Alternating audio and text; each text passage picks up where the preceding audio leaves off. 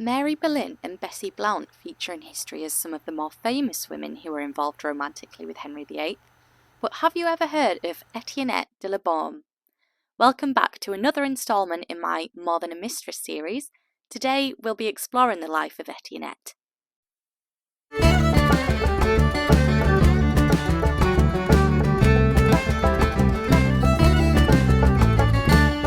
Though we're not sure of Etiennette's precise date of birth, we know that she was a Flemish noblewoman and was the daughter of Marc de la Baume, Lord of Chateaubriand.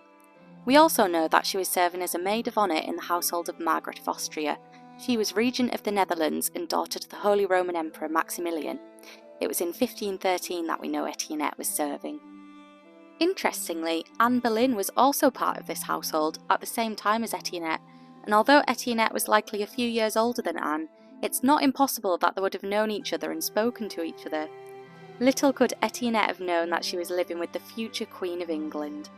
Henry VIII was also on the continent in 1513, conquering Terouenne, though after this victory, bad weather prevented further assaults for the next month.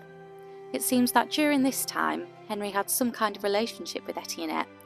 He probably met her during the time he spent at Lille with Margaret and Maximilian before the siege of Tournai, impressing all with his skill in jousting, dancing, and the playing of musical instruments. Evidence of the likely affair between Henry and Etiennette comes to light in a letter of 1514.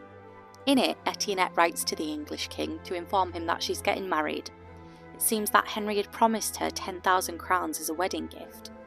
Kelly Hart hypothesises that this may have been for compensation for the loss of her virtue.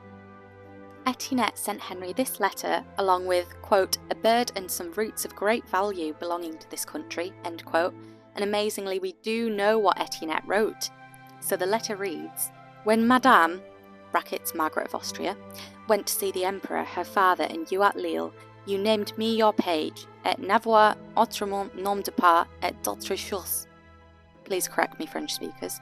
And when we parted at Tournai, you told me, when I married, to let you know, and it should be worth to me 10,000 crowns, or rather angels. As it has now pleased my father, me marier, I send bearer, an old servant of my grandfather, to remind you, le plus que your very humble servant, E. le Baume.